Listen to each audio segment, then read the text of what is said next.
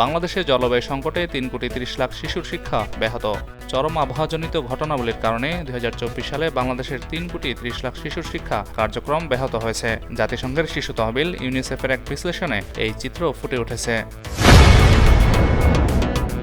হাসপাতাল থেকে খালেদা জিয়াকে বাসায় নিয়ে গেলেন তারেক রহমান। 17 দিন চিকিৎসা নিয়ে ছেলে তারেক রহমানের বাসায় ফিরেছেন যুক্তরাজ্যে চিকিৎসাধীন বিএনপি চেয়ারপারসন খালেদা জিয়া। স্বাস্থ্যের যথেষ্ট উন্নতি হওয়ায় ডাক্তাররা আপাতত তাকে বাসা থেকে চিকিৎসা নেওয়ার পরামর্শ দিয়েছেন। পঞ্চগড়ে ফের মৃদু শৈত্যপ্রবাহ, সূর্যের দেখা নেই টানা 6 দিন।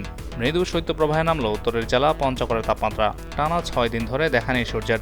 বৃষ্টির মতো ঝরে যাওয়া হিমেল শিশির ও ঠান্ডা বাতাসে বেড়েছে মাঘের শীত।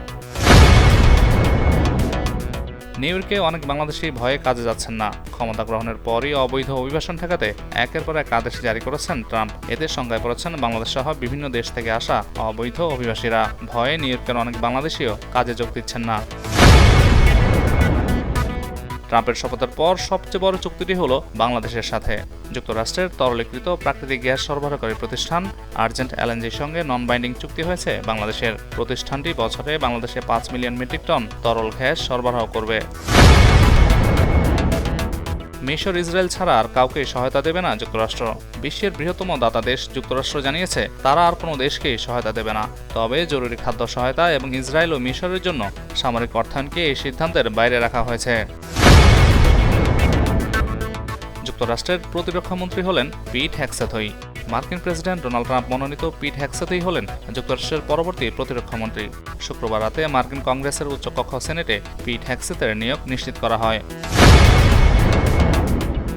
কোরআন অবমাননায় এই প্রথম মামলা হলো ডেনমার্কে। ইসলাম ধর্মাবলম্বীদের ধর্মগ্রন্থ পবিত্র কোরআন অবমাননার দায়ে এই প্রথম মামলা হয়েছে ডেনমার্কে। শুক্রবার রাজধানী কোপেনহেগেনের একটি আদালতে 2 ব্যক্তিকে অভিযুক্ত করে এই মামলা করা হয়েছে। ব্রাজিলকে 6 গোল দিয়ে আর্জেন্টিনার সবচেয়ে বড় জয়। দক্ষিণ আমেরিকার অনূর্ধ্ব-20 চ্যাম্পিয়নশিপে ব্রাজিলকে রীতিমতো লজ্জায় ডুবিয়েছে আর্জেন্টিনা। কাল রাতে সেলেসাওদের 6-0 গোলে হারিয়েছে চিরপ্রতিদ্বন্দ্বীরা। আন্তর্জাতিক উৎসবে যাচ্ছে নোয়া সুমায়নের ওয়েব সিরিজ। আন্তর্জাতিক উৎসবে যাচ্ছে তরুণ পরিচালক নোয়া সুমায়নের ওটিটি সিরিজ প্যাট কাটাশয়ের 2য় মৌসুম। 4 পর্বের এই সিরিজটি সাউথ বাই সাউথ ওয়েস্ট চলচ্চিত্র উৎসবে জায়গা করে নিয়েছে।